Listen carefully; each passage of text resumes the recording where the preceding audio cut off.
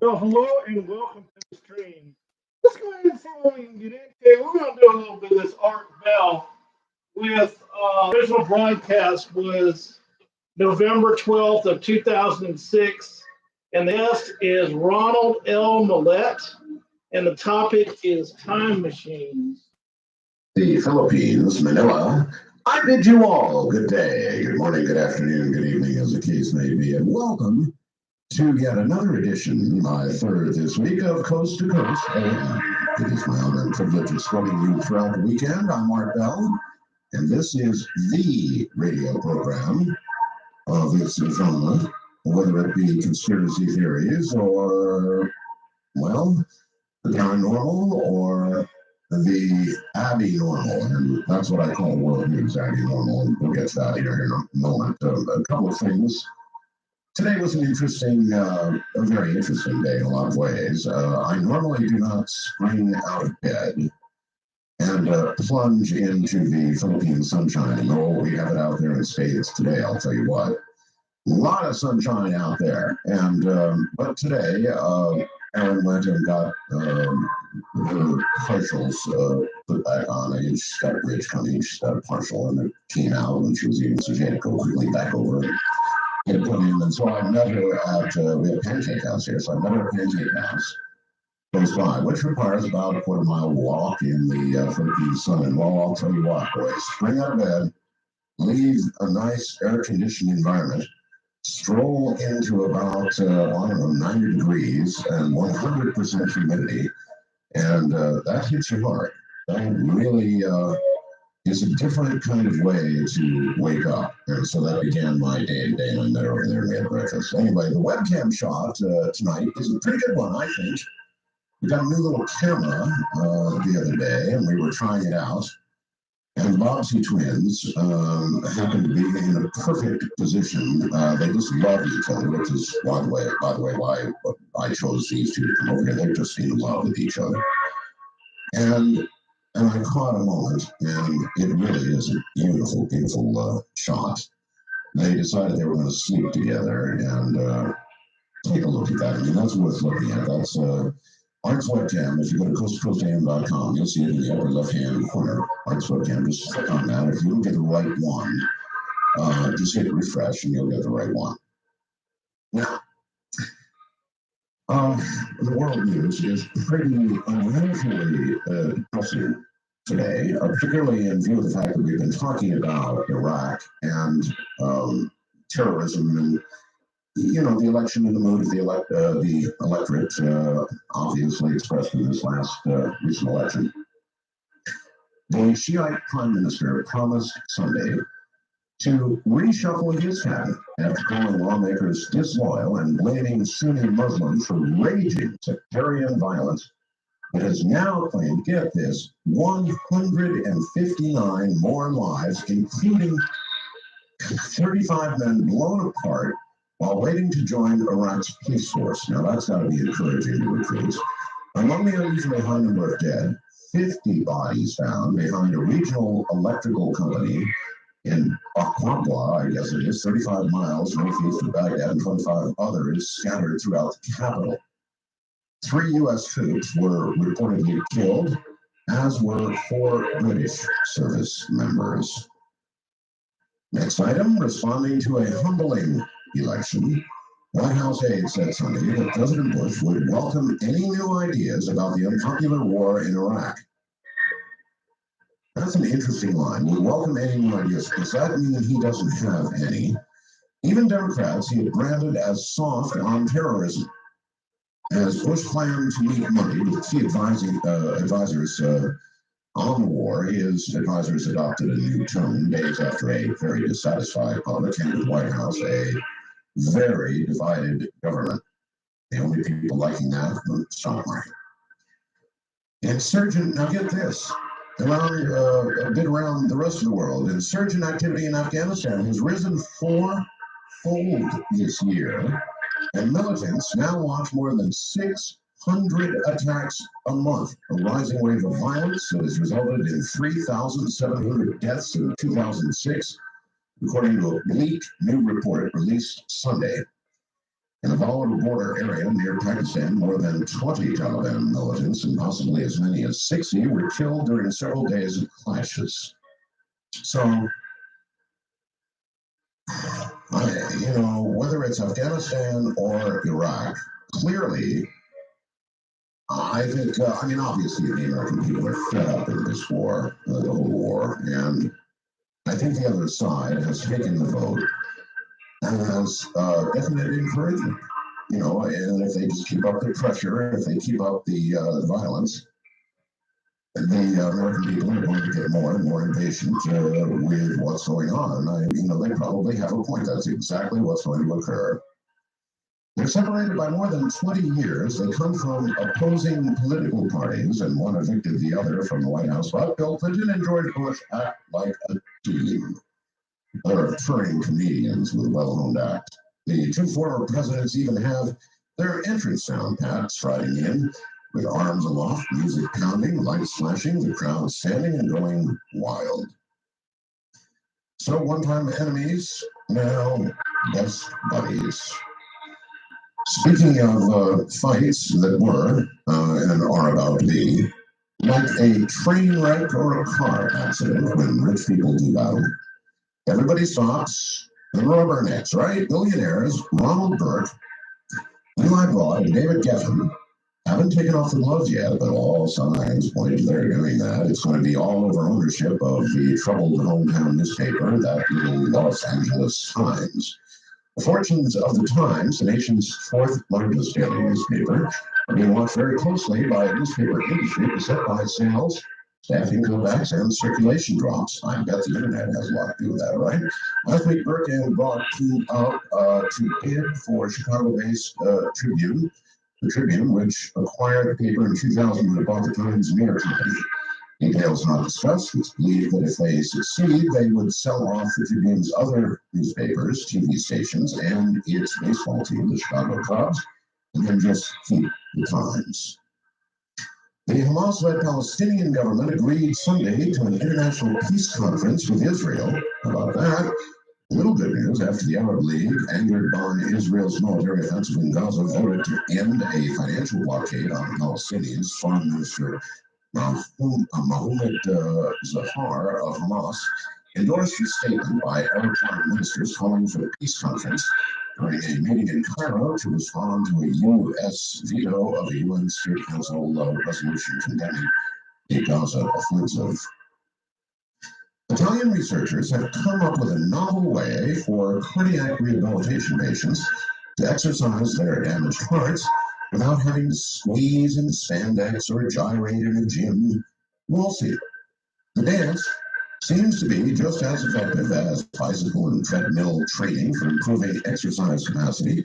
In a study of 110 heart failure patients, dancers also reported slightly more improvement in sleep, mood, and the ability to do hobbies, do housework, and have sex, and that sort of thing.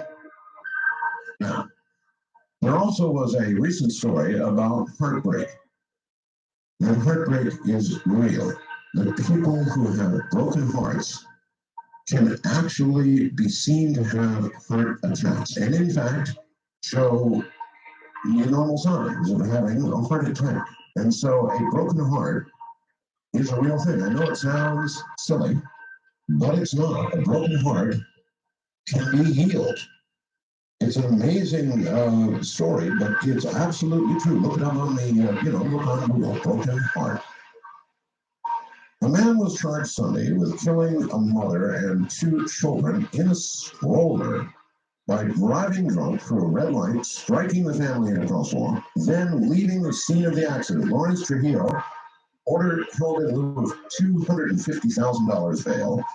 The magistrate in the case also ordering him to stay away from the father, who was in fair condition at Denver Medical Center with nerve damage to his right arm, as well as a number of bruises. All right, we'll take a break here, and when we come back, we'll look at a little of the other news. If you have anything that you would like to get on the air in the way of open lines, we're going to have the balance of the hour in open lines. And then, at the top of the hour, the next hour, Ronald Mallett is going to be here.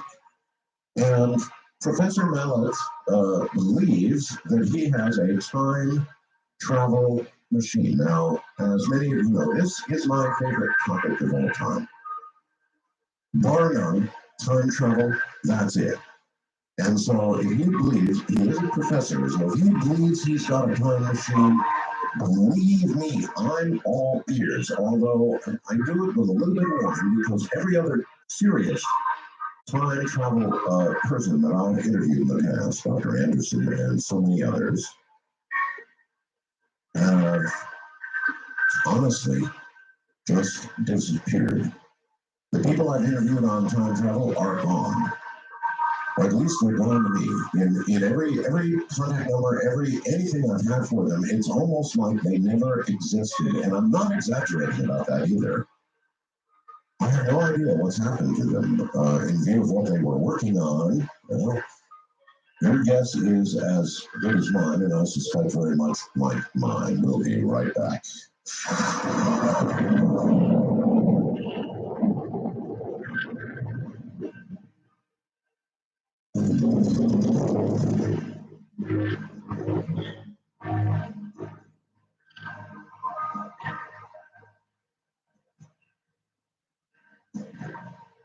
This is almost old news, but not really. I have reported that the decision was not in on the Hubble. And it indeed might have been allowed to just die. Well, it's not going to happen. The decision only is in now on the Hubble, and it is safe. NASA announced Tuesday, a week ago now, that it's going to go ahead with one final space shuttle mission, hooray, to repair and upgrade Hubble after months of delay and over the risks of such an endeavor. We're going to add a shuttle servicing mission of the Hubble Space Telescope to the shuttle manifest to be flown before it retires, according to the NASA chief at the Goddard Space Center in Baltimore, Maryland. And he said, this is a day that I wanted to get to for the last 18 months. So hooray, Hubble is indeed going to be saved. Have you heard about the new island? I suspect so. Another indication of the high level of volcanic activity worldwide is that we seem to have a new island. It's in the South Pacific near Tonga, and it's pretty big. An area so isolated that, well, nobody had seen it, nobody had noticed, and it suddenly appeared. Suggests extensive underwater volcanic activity in the area, which is present, presently not being detected. So a new island. Now, I wonder, how does that work? Now, for example, here in the Philippines, where we are comprised of 7,107 islands, you can buy an island. Now, there's a lot of downsides, in my opinion, to buying an island. For one, you're responsible for everything. In other words, you've got to manage your own electrical power, you've got to manage your own clear, drinkable water and that sort of thing. So buying an island is not a small endeavor, even though they're eminently affordable. Owning your own island would be kind of cool in a lot of ways, wouldn't it? But there'd be a lot to it. Not as easy as you think. And I actually gave it a little thought. I went and look at some of the listings to buy an island. And honestly, they are not that expensive. It's what comes after, I think, that will cost quite a bit. The possibility that global warming will trigger abrupt climate change is something people might not want to think about. In fact, I know they don't want to think about it based on the fact that I've had so many responses saying I'd rather not think about it. But there's a scientist named Angel, that's appropriate, isn't it? Looking at ways to cool the Earth in emergency, just in case we all decide not to look at it until it's too late. He's been studying the practicality of, get this, deploying a space sunshade in global warming crisis of some sort of crisis, where it becomes clear that Earth is unmistakably headed for disastrous climate change within a decade or two. Our Angel presented the idea at the National Academy of Sciences in April, won a NASA Institute for Advanced Concepts grant for further research in July.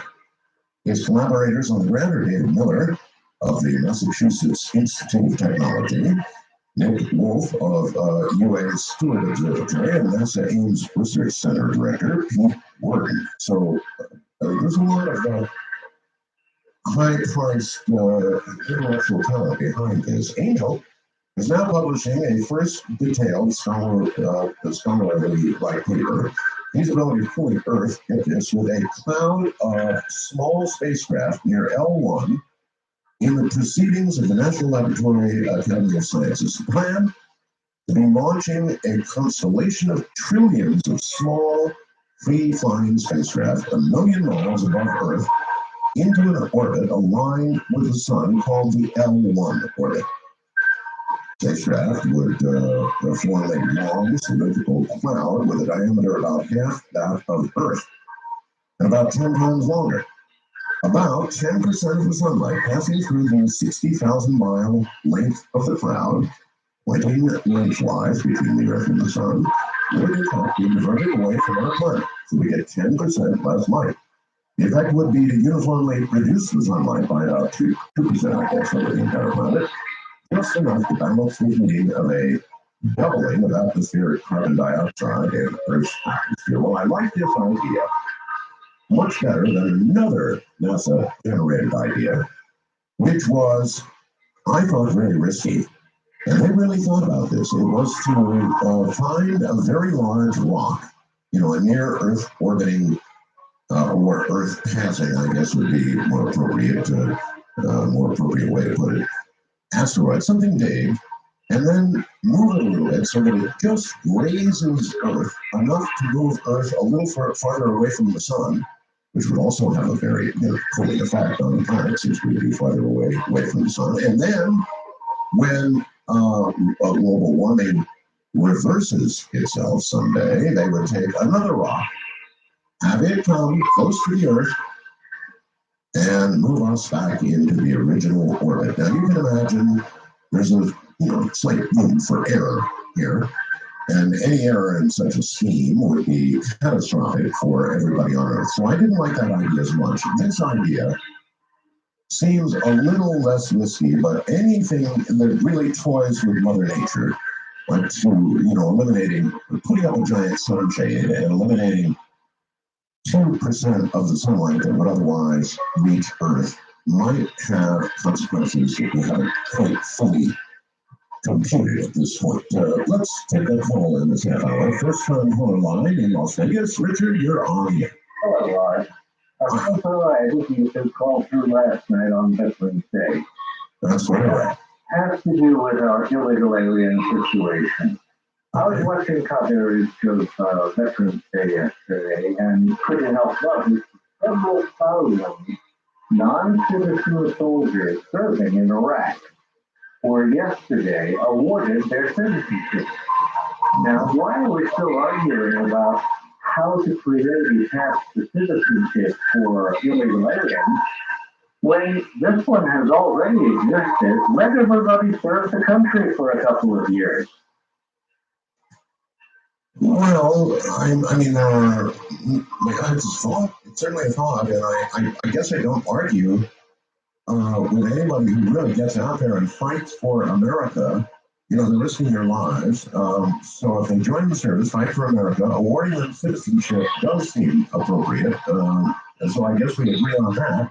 And how to get Washington off the ground on it? I'm just reading Richard C. Hoagland's book from 2001, how you guys flooded massive tens of thousands of faxes to get the Roswell days.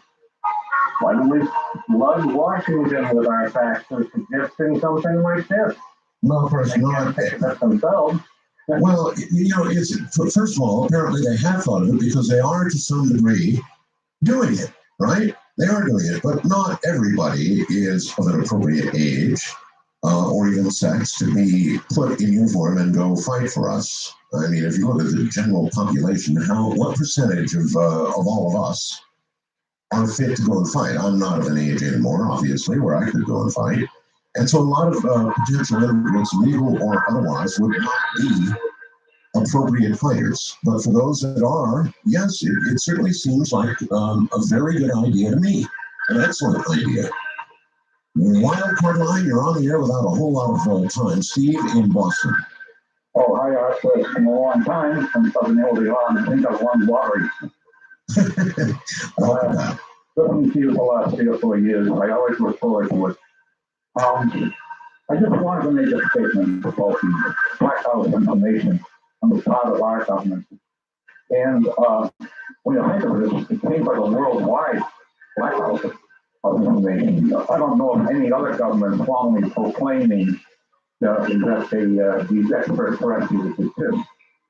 But the other blackout of information would be from the supreme beings themselves who have the ability to come across, infinite space, pay as a visit, and then not make any attempt to formally announce who they are, where they're from.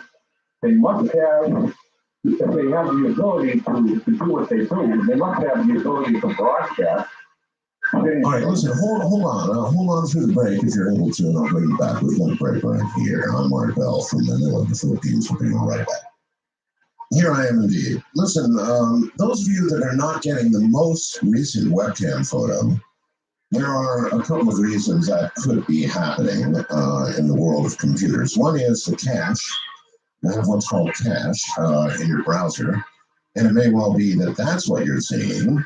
Or, and this would be out of your hands, it may be that your internet provider has a server which has cache, and in order to make you think that you're getting a faster connection than you really are, what it does is it keeps this cache in the server because it knows you select this particular web page again and again, so it keeps delivering the same thing to you because it's already got that sort of, doesn't have to use bandwidth to go and get whatever's new.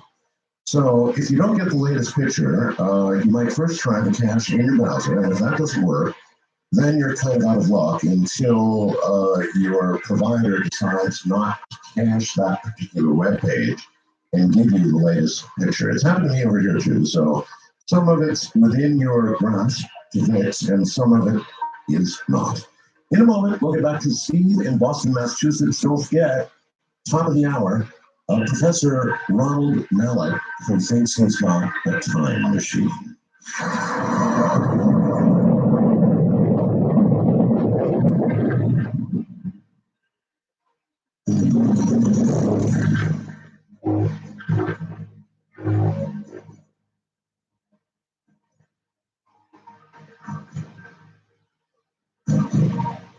All right, Steve, thanks for waiting, buddy. You're back on the air from Boston.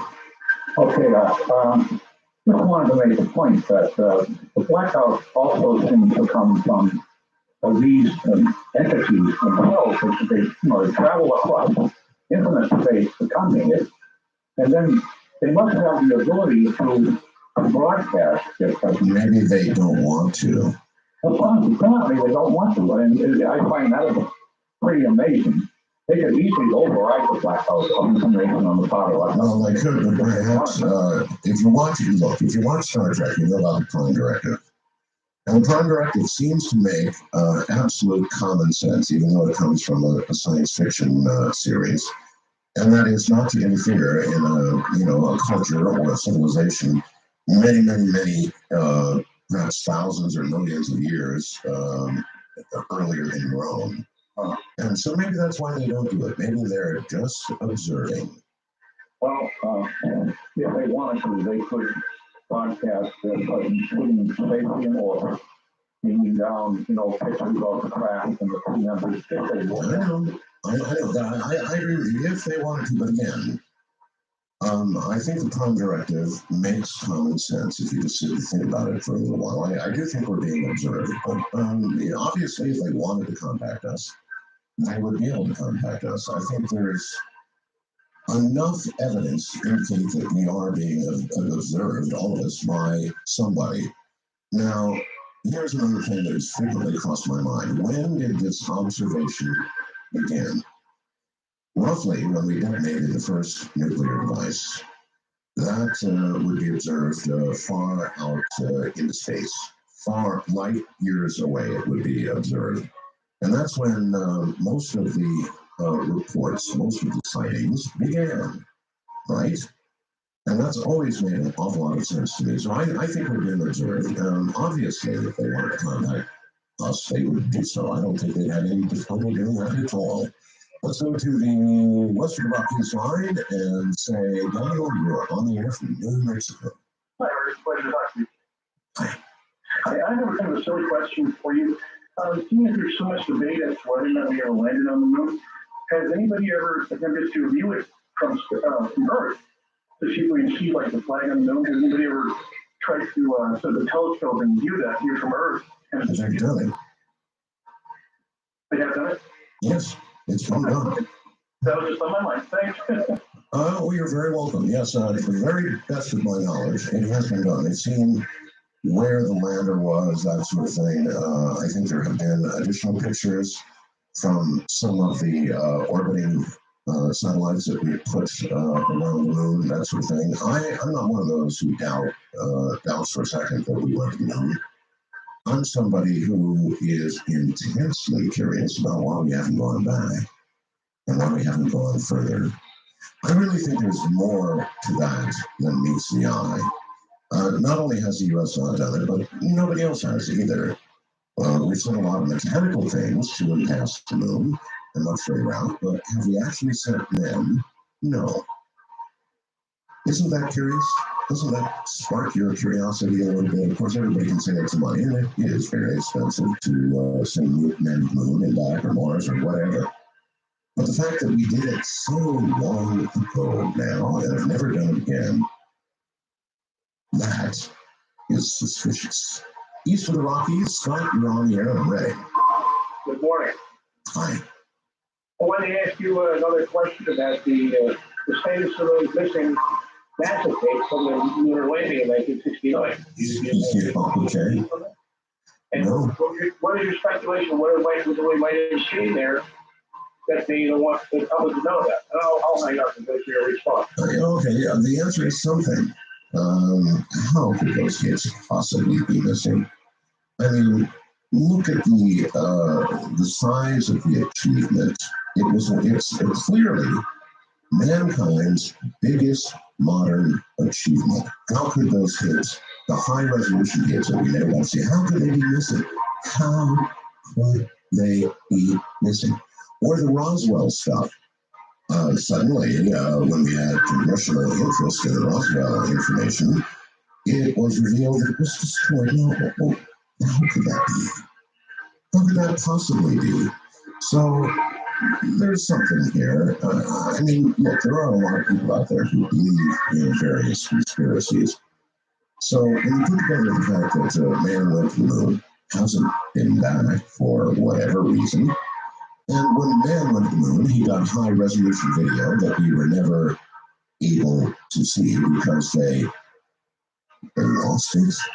And then Roswell, all the records of Roswell, which is certainly the best documented, best case for extraterrestrial visitation of the Earth that we've ever had, and all of the records are mysteriously missing. Now, if those of you who grab on even the smallest conspiracies can't see something here, then what kind of conspiratorial person are you anyway? Obviously, something's going on. Wild Card Line, Casey and Chelsea, you're on air. Oh, great to speak with you. I just wanted to say some things about the Iraq War. I believe that the situation we're in there is in dire straits somewhat, but that it fits handled by our generals there. It seems like they would have the most proper way of dealing with it. But what I've heard, over the past few years, was that having transformation of the military, acceleration of technological prowess, if you will, and don't you think, Todd, that could be where the solution lies in the rollout of technology like that and the ability to gain control and help through that? What kind of technology would allow us to gain control? Well, for example, like if you had, say, like all the directional microphones placed out that could, do triangulation and detect where gunshots and explosions and things of that nature were, and we're able to respond to them more quickly with maximum force, or possibly the ability to oversee the country with I don't know, maybe spy planes or whatever you want to call them, but just to keep an eye on the place and try to really control it from a like an omniscient point of view. Because I mean, when you look at it, if you don't do that, then you're just, you're just prolonging the effort, and it seems like it'll be worth staying there until we can prove that we're able to do that. All right, Casey. All right. Well, here's what I think. Number one, I think we already have the very best technology deployed there that we've got. Technology really is no match for a counterinsurgency. In other words, human feet on the ground. And I think, I get so upset when I do this, but very much like I think this war now is being lost from a PR point of view. And since the election and the obvious increase in violence, not just in Iraq, but in Afghanistan and Pakistan, is a signal that the other side is sent out a message to the president, and that is bound and determined to underscore it as quick as they can and to ask for help. Maybe I don't know. I don't know. I certainly was against it. That's what we did.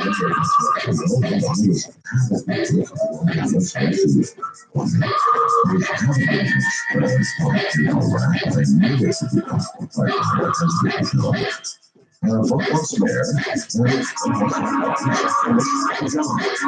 And I'll do that. That's another question. What happens if we make mistakes and leave? Well, I think in the long run, so there is a protocol to get on, and I'm sorry that I can do that because I know there's a lot of people that can help me do this. Some people want to get on, didn't we? Yes, we did. Clearly, we did need to get on, and we're on the verge of losing Iraq as well. And that loss would not be a loss would be the American people saying we've had enough and we want to cut. That's what the American people said, and I think ultimately now that's the administration will follow. So we'll see what happens. Let's go to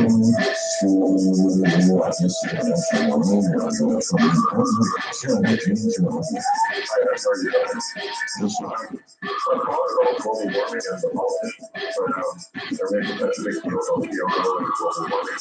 Yes, there's a company in France, for example, for 12 years, they developed and they're manufacturing a car that operates on compressed air. They can travel with maximum 220 kilometers an hour and gets about 280 kilometers on a full tank of air. It's called the air car with NBI Industries in France. Okay, here's the question, since we're obviously more familiar with this than I am. It would take energy to compress air, yes? Yep, that's only about 3 minutes or 5 minutes. Okay. Do you have any information on if you would send me something on longtimeappliance.com? I did send an email my son did to George Norton. Okay. The website, all that. He has a website. Well, I'd like to know more about it. Okay. It's, perhaps it has more possibilities, and, I'm guessing not take that much energy to compress air, as you point out, so maybe it's a year later, who knows? Also, I'm thinking like for pollution in cities and all that, it doesn't solve the entire oil consumption problem. That's for carbon dioxide in major cities, since people don't know that already. All right, listen, direct one of those emails if you want it to me, and that was for the rest of you to know if you'd like to send me an email or what you want to do. I can't answer them all. There's no way I can possibly answer it all, but the important ones to answer or to respond to, I answer. And so I mark all that mindspring.com. That's ARG, DELL, at mindspring, mindspring.com.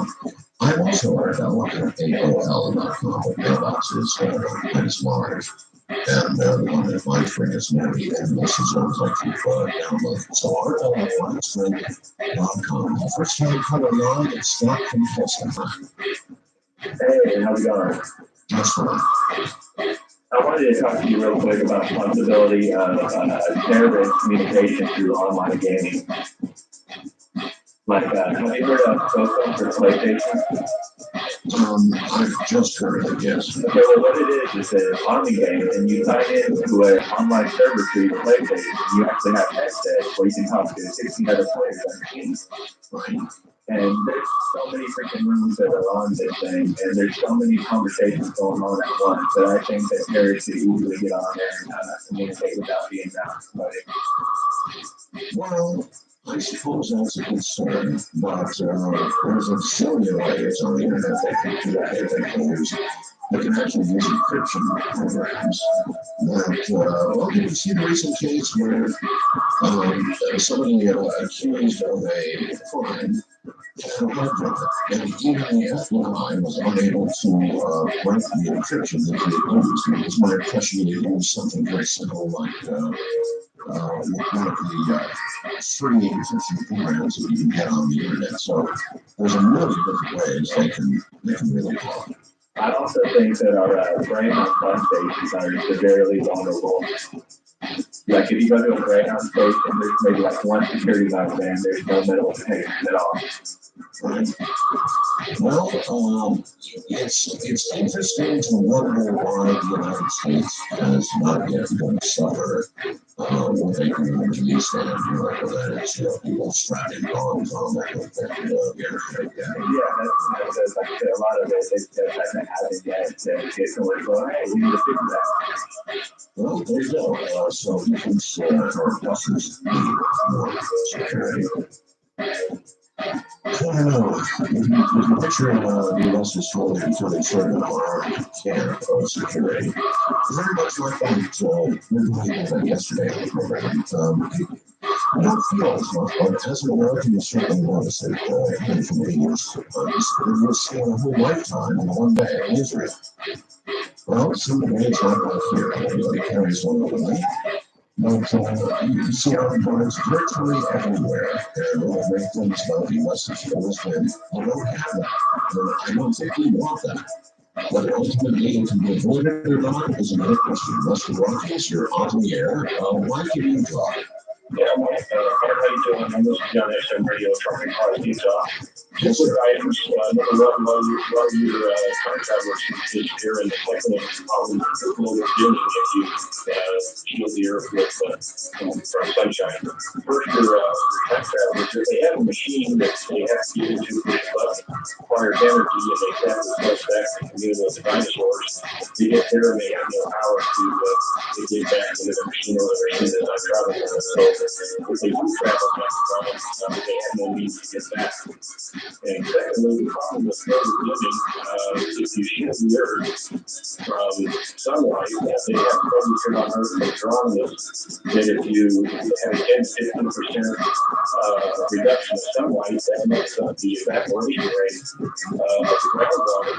And so you do not want the evaporation into the atmosphere or humidity and cloud formation. You actually create droughts over large areas. And it's on the Discovery Channel on the quite a while back about the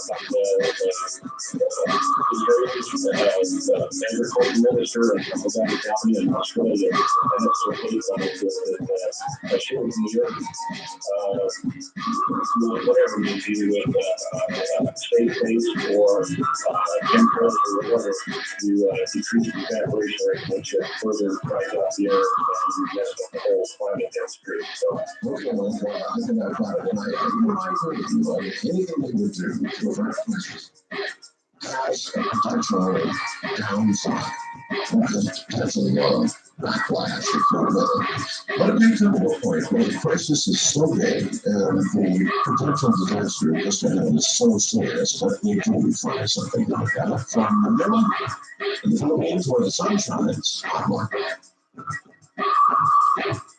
that's very good. That's exactly how we are about to be my favorite subject of a long time.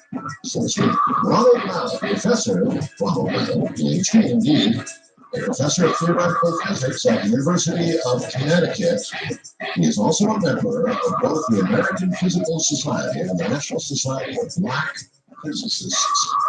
He has a BS, MS, and PhD in physics from Pennsylvania State University. The oldest of four children, Ron's life changed forever when his beloved father died of a heart attack. The 2-year-old, who was under 10, was overwhelmed with grief until he read a copy of The Time Machine by H.G.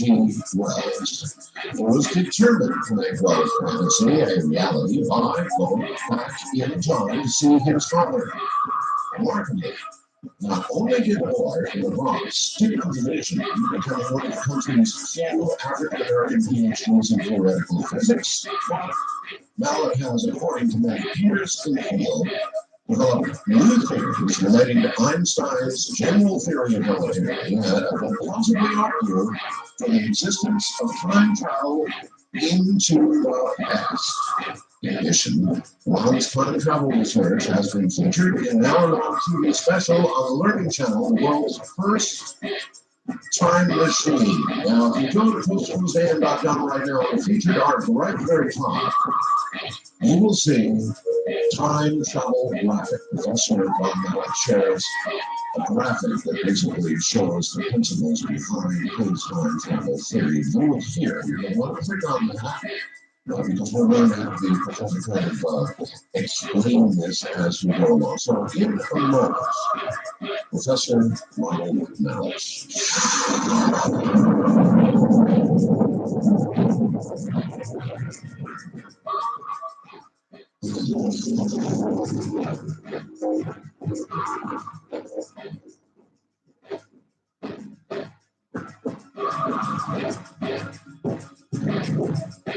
Professor Ronald Mallett, welcome to the program. Thank you, Art. It's good to have you here. I should warn you, though, Professor, I've had, over many years, a number of people on the subject of time travel that have said they have done time travel or have an active ready machine. And honest to God, this is not a program promo kind of deal or anything else. These people have disappeared. They're gone. Every single last one of them, they're just gone. And so I'm not saying that they're gone in time, but it's almost like they are. They might as well be. They're the only people who virtually disappeared. So I guess there is. I guess we'll get to that as we talk about time travel. The first obvious question is time travel? Is it really possible? Yes, Art, it really is. And most people don't realize that. I mean, they think that time travel is being science fiction, but it is, in fact, science fact, and it has been done. It's important to realize, though, that it's based on Einstein's theory of relativity, and I would be having an effect of any time travel developments that weren't, but it's based on Einstein's theory now. Now, me right here, a lot of ways, is I thought Einstein basically said that time travel was not possible. Oh no, quite the opposite. In fact, in old physics, the so-called physics of Newton that was familiar with everyday world, that the time is absolute, it doesn't change, nothing can change it. But Einstein's theory, particularly in so-called special theory of relativity, Einstein showed that time is affected by motion. That is, a clock. The faster you move a clock, the more time slows down. And this, in fact, has been demonstrated in many situations. And in fact, one of the most famous ones that happened recently was in the 1970s, where if you have an atomic clock is the most precise timekeeping mechanism that we have. And what was done was two atomic clocks were synchronized, and one was kept stationary at the Naval Observatory, and another was put on an ordinary passenger jet. And this jet was flown around the world at the approach speed of sound. when the jet came back, they compared it to a clock. And what they found was that the atomic clock, the atomic clock that was on the jet had actually slowed down compared to the clock that was stationary. It means that the clock that was on the atomic, the atomic clock that was on the jet had actually slowed down because it was moving so quickly. And it was only about 20 nanoseconds.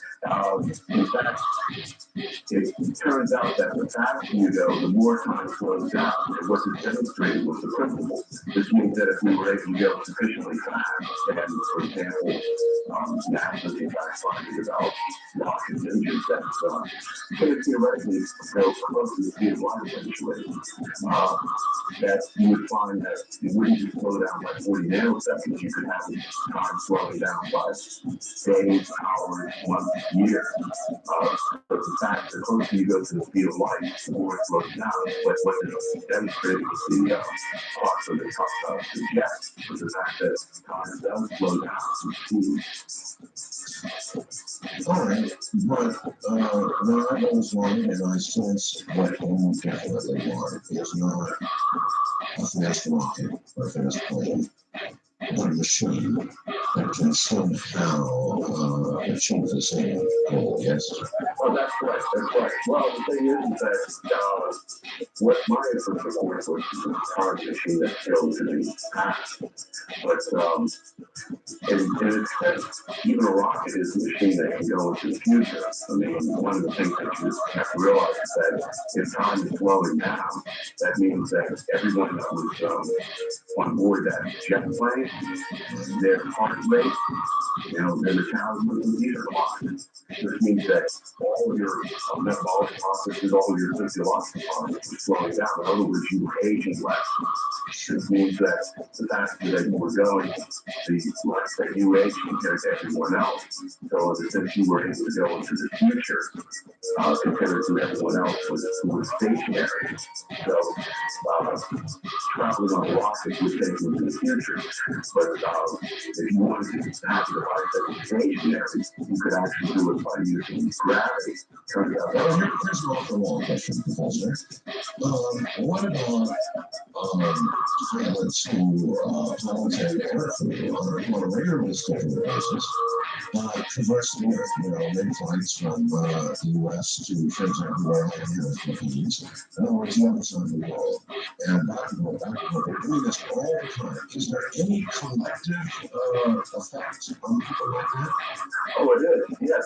The thing is that, however, the collective effect is still very, very small. I mean, because we're talking about, fractions of a second, it would not be noticeable, but it is there, and it is a cumulative effect. For example, the astronauts who were circling the Earth at very high speeds for very long periods of time, they are, in a sense, the first time travelers, and they say the cumulative effect is there. So yes, that happens. As I said, the speed, even going in a rocket, going 25,000 miles per hour, which is very, very fast. The effect is still from the fractional effect. You have to go quite fast in order to see it in a very noticeable amount. But yes, you might say that they're time traveling every time they get into one of their jets. So the question of mine about interested in time travel, I think, is answered in your bio. You lost your dad at 10 years of age. That really began. Yes, because when he died, I mean, it devastated me. And I wanted to find a way of, well, at the time, I didn't have any recourse except grief. And it was a little bit more than a year after that he died that my life was changed by reading. I mean, that was one of the gifts that he left me was thirst to read and to learn. And I came across H.G. Wells' The Time Machine, and that is what changed everything for me. It was sort of the turning point in my life. And what I realized as a child was that suppose I could build a time machine that I could go back into the past, not only see him again, but learn about his death. So it actually became a obsession with me to want to build a time machine to go back into the past, see him again. Okay, I understand. I really can understand that. And so that drove you ultimately to a PhD in physics. Huh? Well, yeah, not quite so quickly as it now, Of course. excuse me. No, because, well, one of the things is that, and I mentioned it I written a book recently called Time Traveler that has just come out. And one of the things I do in that book is to actually tell the details of the story. The book is actually an autobiography as well as of how science will try to explain to people exactly what we understand about time travel. And the road was complicated and not quite that straight. I mean, one of the things is that I didn't have anyone to guide me, and when I had this notion of building a time machine, I was student enough even as a child to realize that this people saw me in a rather depressed state, that I better keep this notion of building a time machine secret, because they might seriously wonder what was happening to me. And I would imagine through a great deal of your early career, that you can consider. That's right. And the thing that gave me courage, it wasn't a crazy notion, was the fact that a few years after I came across H.G. Wells' book, I came across a popular science book on Einstein. And when I read the book, this was my first encounter with the great genius. I read that Einstein said that time could be changed and it could be impacted by motion. And I thought, well, this is wonderful. Which means that since time is something that can be changed, then there is a possibility that time travel is possible and what H.G. Wells can say could happen. And so, once again, I kept it myself, but I wanted to learn more and more about what this Einstein said. But even though I knew he was a physicist, my father was a television repairman, and my notion was that somehow maybe use electronics as a way of doing it. So my original direction was to actually consider electrical engineering rather than physics. And so and the other thing is that it's funny, but physics, as it was taught at the times that I was taking it in my high school, was taught by a rather person who wasn't considered an inspired teacher. And so I didn't feel particularly inspired to go to physics, and they found really surprised that was travel. However, I had a wonderful math teacher, and so the thing is that I became enthralled with mathematics, and it was that way that I began to understand more and more about his ideas. But we came from a poor family, so college was not something that was automatically in my future. And I knew that if I was going to college ball, I was going to have to do it in an indirect way, which I did by going to the service, the Air Force and so forth. And so that, as I said, there's much more to the story than that. But that was some of them. But eventually, I was led to the road to physics and realized that that was the only way that I was going to be able to do this. And once again, I learned more and more about Einstein's theory. And the more I learned, the more I realized that not only time travel was possible, but the possibility of building a time machine was there. But how are you? Let me stop you there. And I understand, I do understand the notion of speed and time. I got that. But then what I don't understand is how a machine could even conceivably be possible, because of course with a machine you would have the kind of motion we're talking about, whether it be a jet aircraft or something living close to the speed of light. You don't have any of that. All you got is a machine. So obviously there's something that very much that I don't understand. I'm sitting here looking at your graphic right now on the virtual website. So could you explain to me, basically, maybe so that majority of us can understand, without the motion that we're talking about, how can you possibly imagine a machine that would accomplish it? Right. very, very good point. And to do that, you have to do the Einstein second theory. What most people don't realize when they hear Einstein's theory of relativity, they think of it as one theory. Einstein had actually developed two theories. The first theory, as we're pointing out, actually has to do with speed and time. That's the special theory of relativity. The second theory is called the general theory of relativity. It has to do with gravity. And in that theory, Einstein said that gravity can slow down time also. In other words, the longer you have a gravitational field, the more time you slow down. Now, let me use the example of the atomic clock again.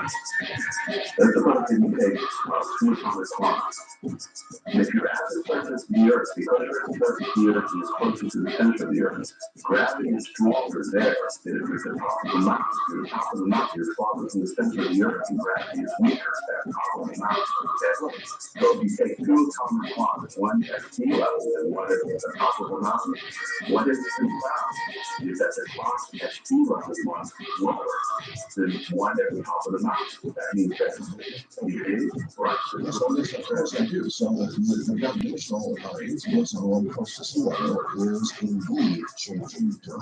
Exactly.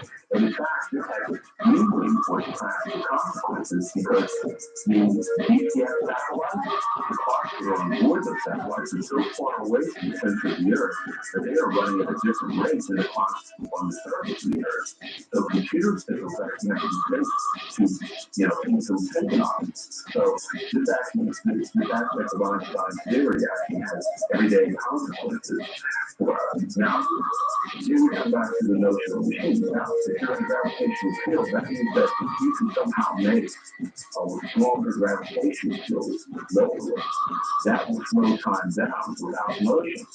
You just need to make gravity stronger.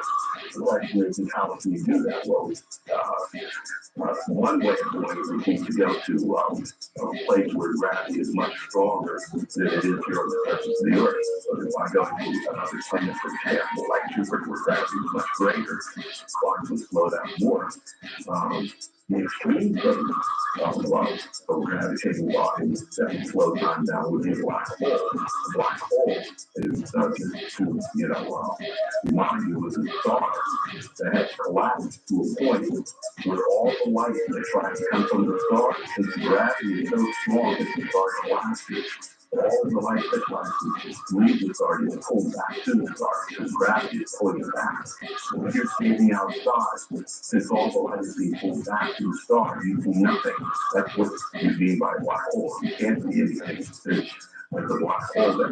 Now, it turns out that, as I pointed out, since gravity can slow time down, if you would take a clock with yourself close to a black hole, time would slow down so much that you could be near the black hole for, let's say, just a few hours, but yet hundreds of years would be passing everywhere else. So if you left, if you didn't go too close to the black hole, if you got near it, if you didn't go inside of it, you could come back away from the black hole and find out that you had only maybe hours, a few hours to get 100 years past everywhere else. Is that survivable? It's survivable if you don't cross the event horizon. Exactly. If you don't cross the region where the light signals are being pulled back, then yes, you can do it. But if you pass the region where the light signals are being pulled back, then forget it. There's no way that you can get out of the black hole. So in a sense, a black hole could be used as a time machine, but you have to get to a black hole in order to do that. The notion is that it's possible to do it here on the Earth. And what I have found is that, once again, based on Einstein's theory, that you can manipulate gravity locally. And that's where light comes into this picture. It turns out that not only in nuclear theory, classical theory, light does not have gravitational effects. However, in Einstein's theory, not only does matter have a gravitational effect, but light itself can create gravity. This means that light will slow time down. That's a new one on me. I thought that gravity was only a function of mass. Is that not correct? Is it correct? That is correct. That is correct, but that's only half the story, and that's usually all that one finds when one is reading most standard books, according to Einstein's theory, not only can matter, but light itself can create gravity. Okay, so, and as I said, this is not all that well known, and of course, in Newton's theory, only matter can create gravity. So you might say the key to my discovery is that aspect of Einstein's theory that light can create gravity, so the light can affect time. That's what Hold it right there, Professor. We're at a great point. So this one last for a few minutes. It's not to say light can create gravity. Now, I wonder if we somehow proving that point. Certainly, there's a lot of light that comes from our stars, so some sort of measurement in our sun seems to be prove it. Maybe. I'm Ardell. This is Coast to Coast for AM on Time Travel. Professor Ronald Mallett is my guest, the subject, my favorite time travel listener. If you go to the website, coastcoastam.com, you'll see a graphic. This graphic is really fascinating, particularly based on what the professor just said, that light can affect time. If that's true, then reading the graphic, at the top of the graphic, it says, you will see a loop, and inside the loop, there's a light beam. Time is warped into a loop, it says. Then, down below that, what was time outside the circle of light is now space, so he can walk in upper power to walk into our past. And no matter the moment that he walks out of it, he may see himself waiting to go in. Eerie stuff. So, we are talking about, in fact, time travel. Courtesy of light, and this is back by Einstein's general theory of relativity. So in a moment, we'll get back to Professor Ronald Mallett. Go to the graphic and take a look. I'm Ronald.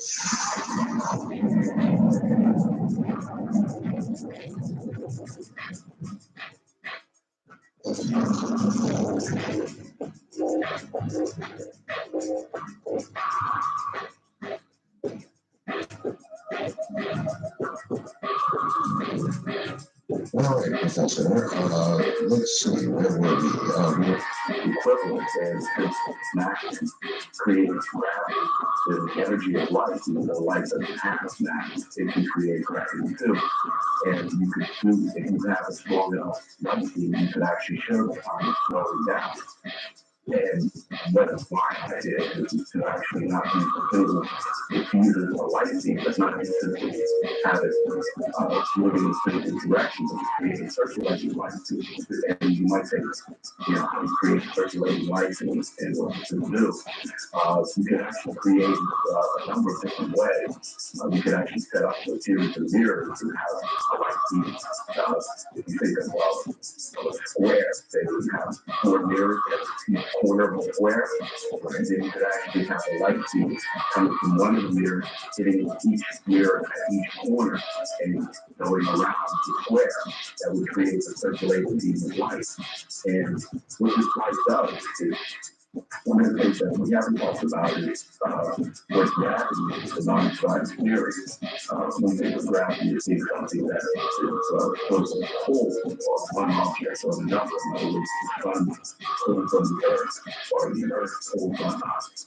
But what you have to remember in non-science theory is that pull of gravity is actually something of an illusion. That in Einstein's theory, gravity is actually a bending of space. That's something we can't see. Now, this is going to take a little bit of explanation to make clear what I mean by bending space.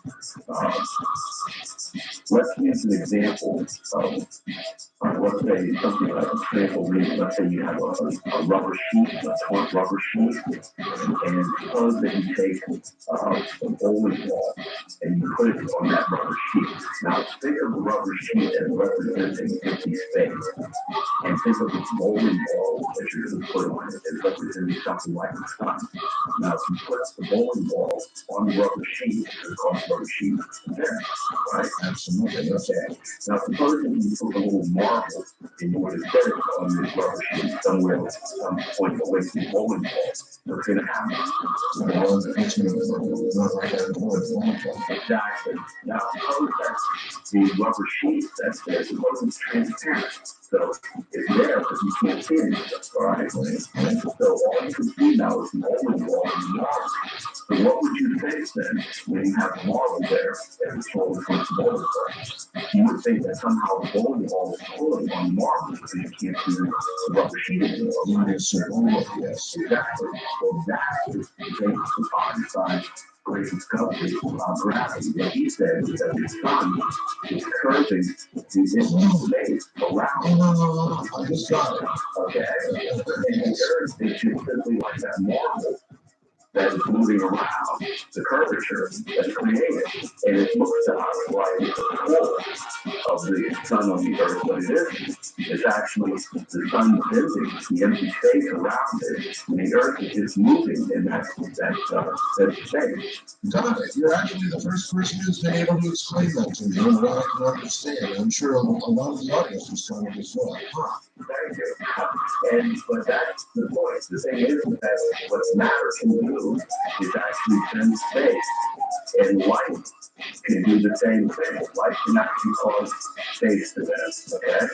Now, in Einstein's theory, not only does space get affected, but time gets affected by matter. Now, the bending of time, space and time in Einstein's theory are linked to each other. In other words, whatever you do in space, it affects time.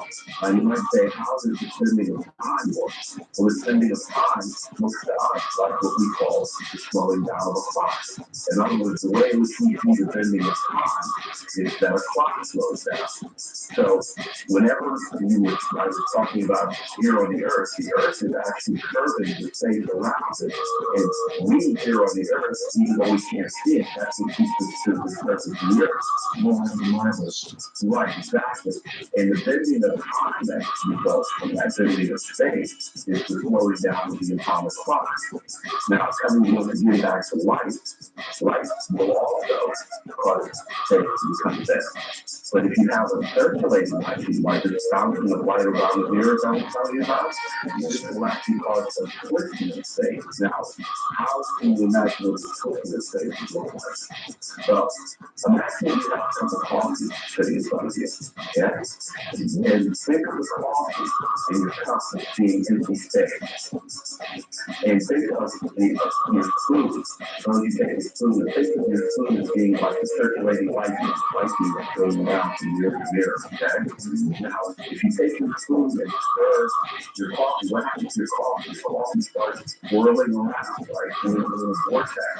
Well, that's what the circulating light beam is. The circulating light beam will actually cause stirring of empty space. In other words, a sort of a vortex of space. It's like swirling of water down the drain into your sink.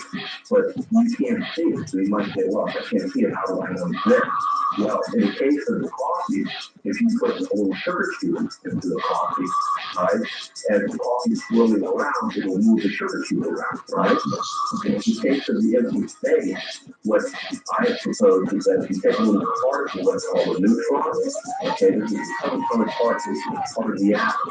If you stick it in the empty space, it turns out that this neutron will actually get twisted around in the empty space, so you'll be able to see that the space is being twisted by looking at what happens to the neutron. A neutron is put into the space as the circulating light is going around. So you would actually be able to see the motion that you were desiring.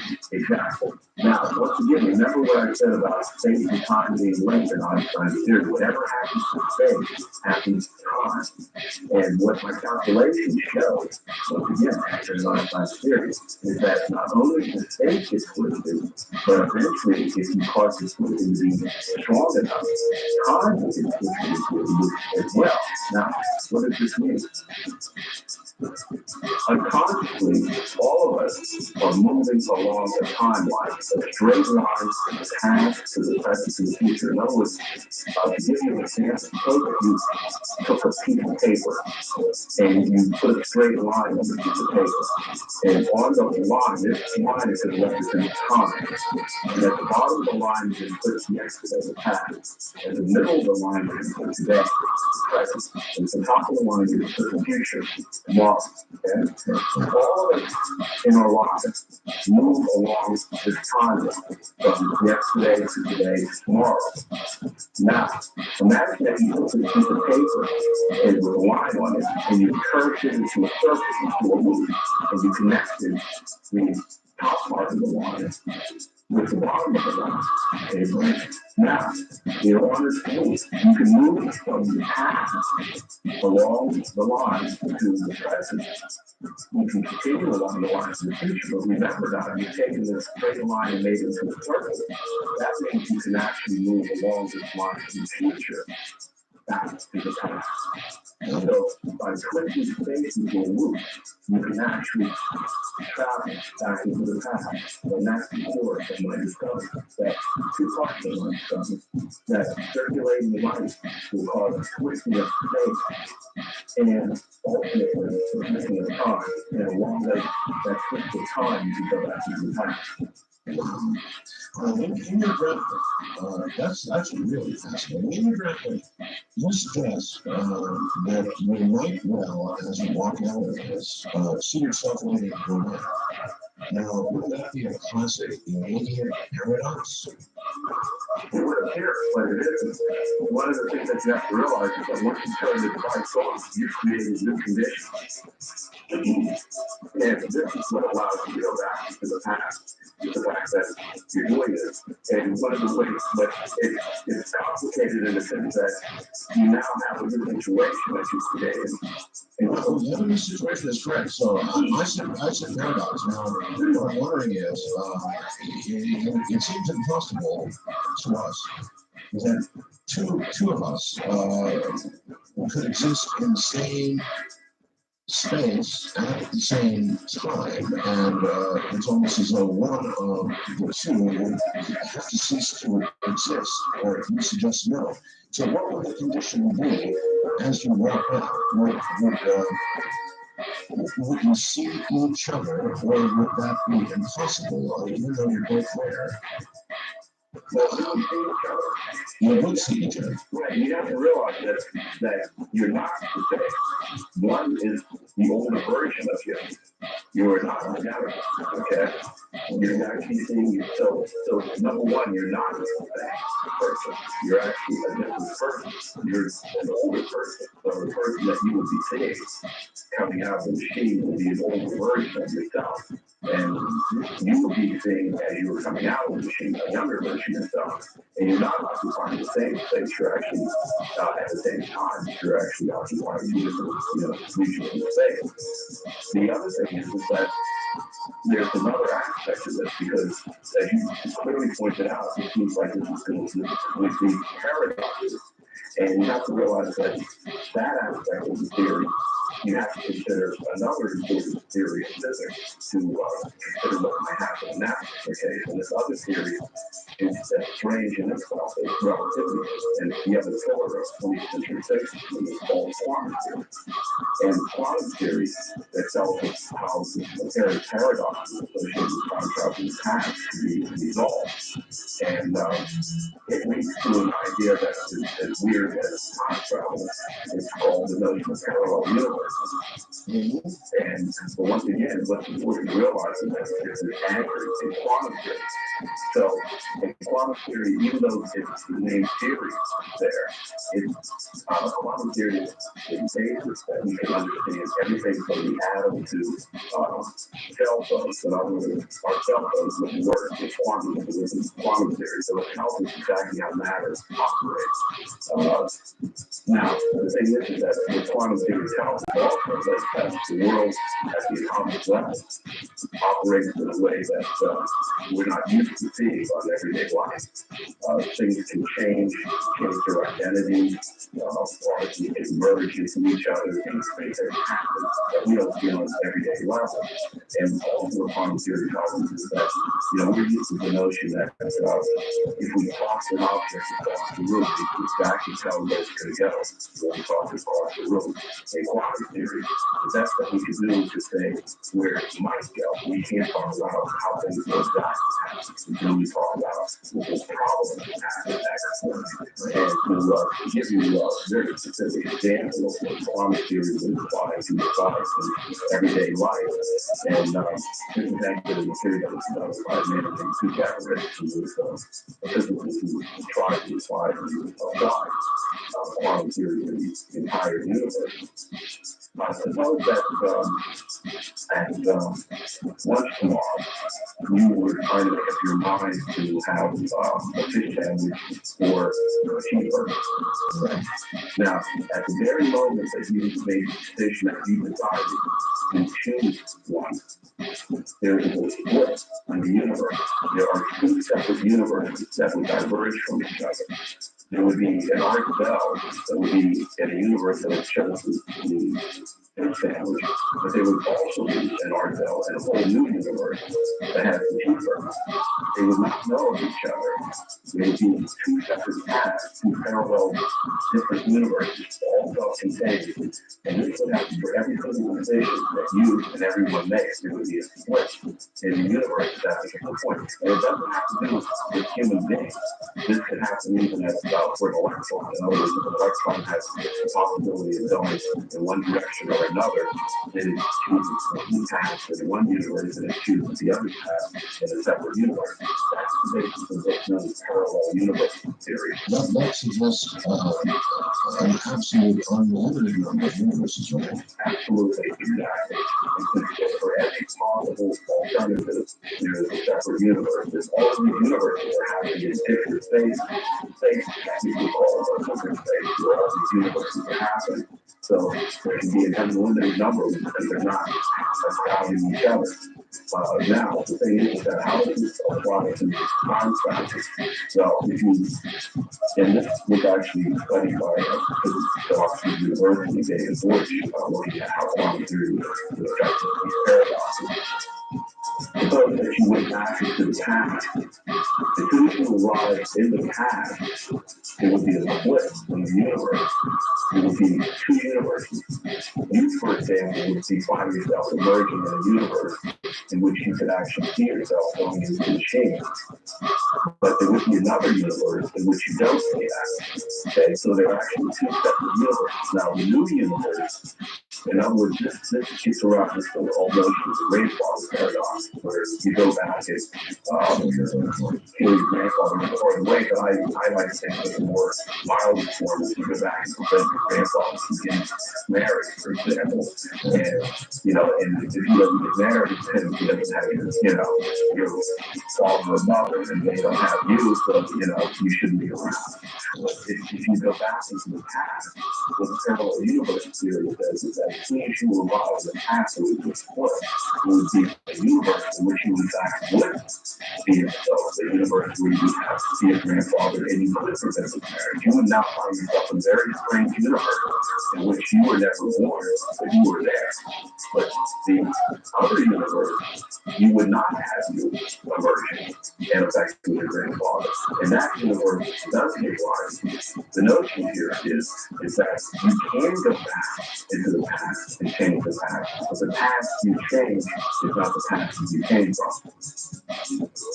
The past don't change, is what the past you came from.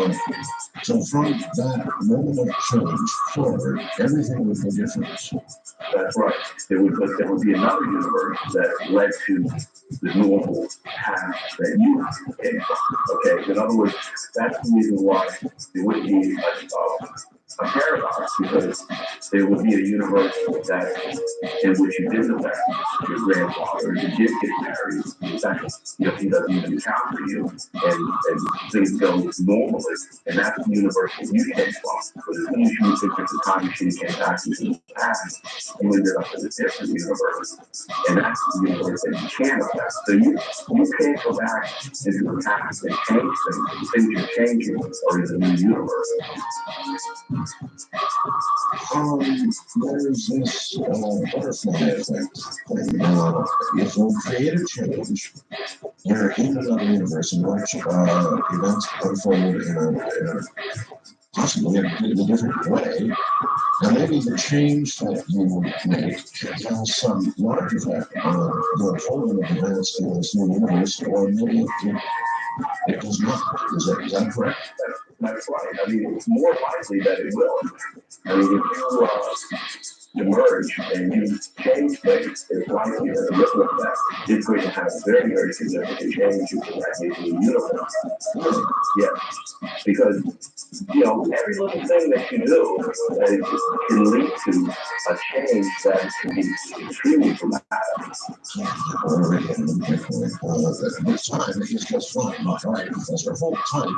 Professor Ronald Mallett is my guest, and if you want to look at model of a time machine, we've got it from crystalland.com right now. I suggest you take a very good look as you listen to what the professor is saying, because he, right, from Manila, Philippines, I'm Ronald.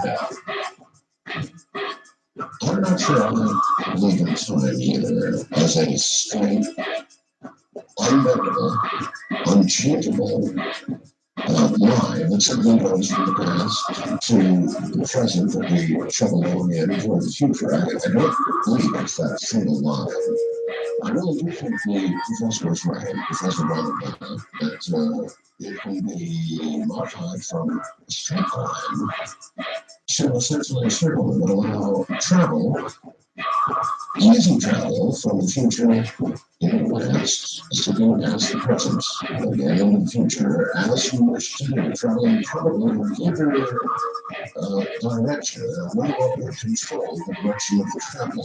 That in itself is interesting. There's a million interesting questions here, Professor. Well, my guest right now is the subject. We'll be right back.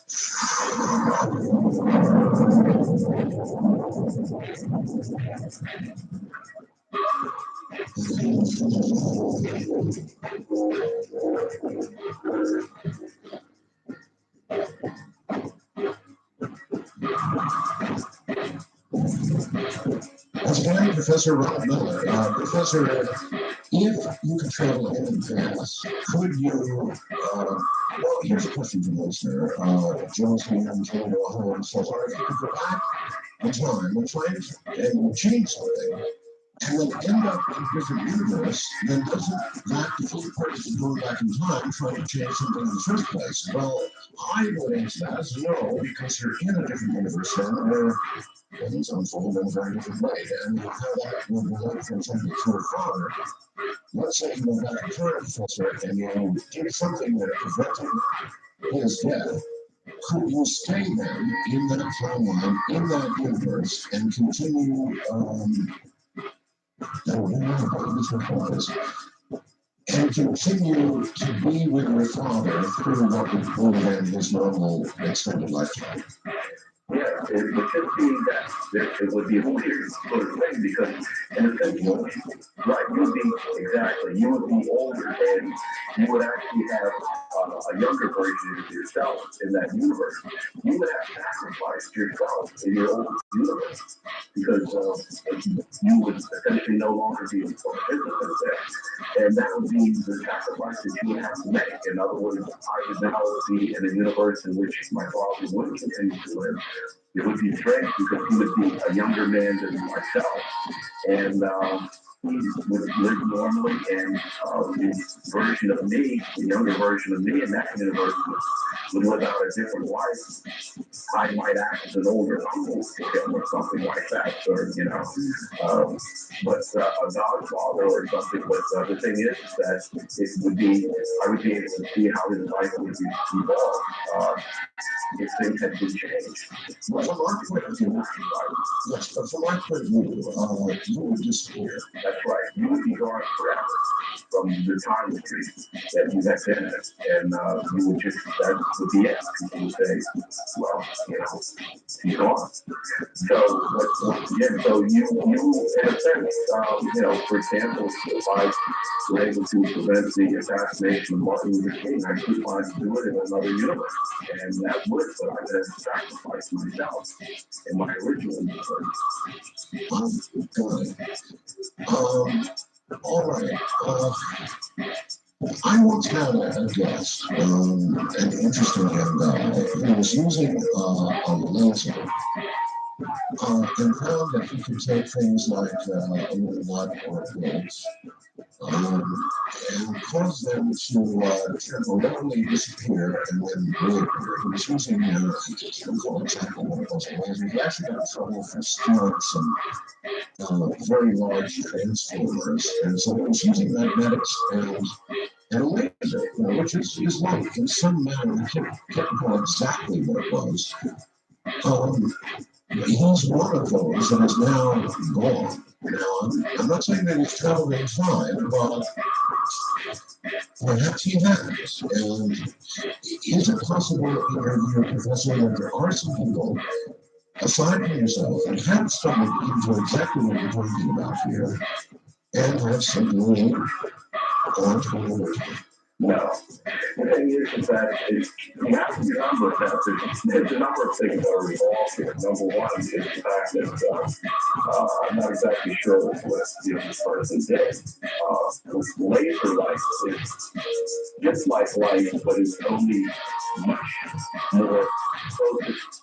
It's much more intense, and it can be. It has properties that ordinary light from a light bulb doesn't share. But one of the things that it can do is just simply make them disappear. So it's not so far as I know in the normal law of physics. It can be used to push things around, and it can be used to create gravitational field. One of the other things you have to realize, and this is one of those things that people sometimes ask, are there time travelers among us? And whatever. Obvious question is, if time travel is forever possible, then where are the time travelers? So that's right. Exactly. That's a very famous question. That's one that was asked by Stephen Hawking. The thing that you have to realize is with real time travel, it requires a mechanism. And if you turn, for example, the solar system that I was talking about, the circulating light, I turned it on today. And I left it on for, let's say, 10 years. Then continuously, then someone could send information back from 10 years from now. The reason why we have not been inundated with time travel is that the first time machine has not in fact been invented. To the best of our knowledge. To the best of our knowledge, exactly. The thing is that it's possible that it has been developed in other worlds. That's particularly a possibility. I believe that life is out there in other civilizations. That's distinct from this notion of what they may have written about. But, Professor, if you had a good machine, if you went back from prior to your father's death, you just kind of like early in your career, you couldn't really talk about it, could you? Well, you mean if I went back to, oh yes, well, that's an interesting point. What would I do? I mean, look, I was there. What issues? I mean, that brings up a whole host of other things. How much would I want to become involved in that world once I got there? That's something that I would have to decide, after really careful consideration, because there are these ethical questions about Could you make a choice, Professor? Could you stay in the past all have your life there, or could you also could you choose to return? Could you return? No. Once you are in that new universe, you cannot return to the old universe. You are in that universe forever. And if you use the machine again, you would end up in a new universe. So in a sense, you would be parallel universe hopping as well as time travel. Now, I have to say that, remember, you've got this paramotion parallel universe is one possible alternative that's based in the physics of quantum mechanics. There are other possibilities that we have to consider as far as time travel is concerned, because, you have to realize that all that we really have for ourselves is the present moment that we're in. The future is not something that has happened. So, suppose that we receive some sort of information from somewhere today. Let's say that the information said, Art, I don't think it's going to be a good idea for you to take a drive tomorrow.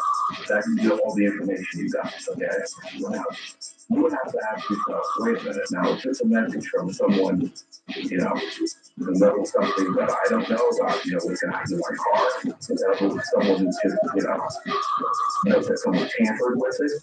Or is this information coming from the future in which someone knows that something's going to happen to me if I take that drive? Or is someone, playing a joke on me? So there's a fundamental uncertainty that you have in that information that you receive. Where is it coming from? Now, you have to make a decision and act on it or not act on it. That's always going to be confronting people with time travel occurs. When they get the information, they're going to have to decide, is it information from my universe, the parallel universe? I guess you're telling me it's a one-way ticket. That's right. Okay, a one-way ticket. So that in itself create a very, very difficult decision to consider. Let's say that you built a machine that you had a picture, you actually managed to build it. How much hesitation would you have in going in and taking a shot? No. None? That's what I am. No, the thing is that I would have no hesitation at all because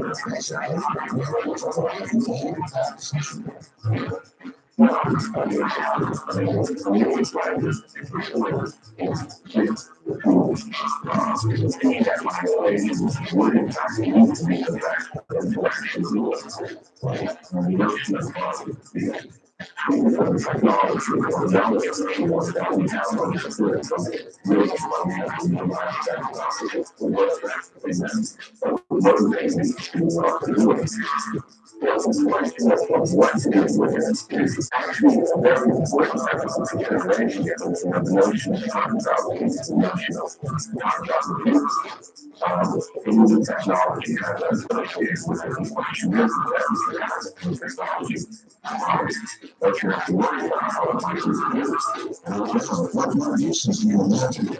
well, I mean, imagine what time travel would be like in the chair with the big, you see what I'm getting at?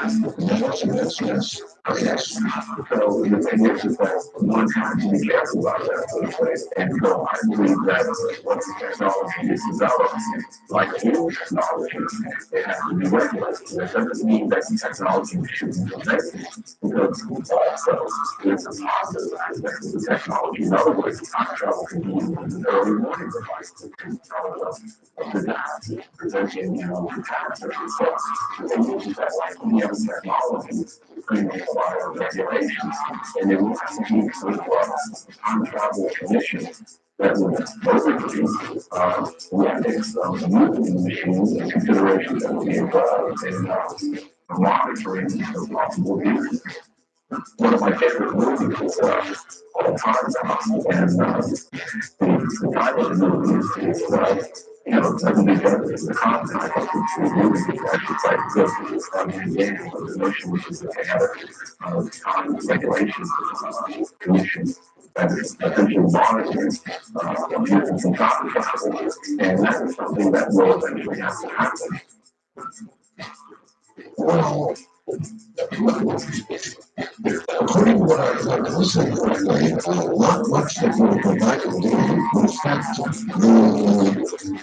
the present versus timeline, right? Well, see, that's what I was getting at. In other words, if you think of time travel and think of the notion that only passes the present moment, then that means you really can't have the possibility of affecting the future. Now, years, that, what happens to that future? You just simply disappear. In other words, there may not be a parallel for humanity. Which all you're doing is here and now. You may in fact be changing and creating a whole new future. And there is a future, except in the future that you have evolved from your place, not parallel, but a new. So that depends on whether this parallel universe story is correct or not. Exactly. And that's something that we won't know until we can talk about it. Well, there may be danger in time travel as long as we've got infinite parallel universes, but if time travel would only allow us to tamper with what we're living in now, then all of those technical questions would be gigantic. Exactly. And the thing that I realized that one of the aspects of Einstein's theory is that we think we are all in the same dimensional and the same time history because we're all moving on power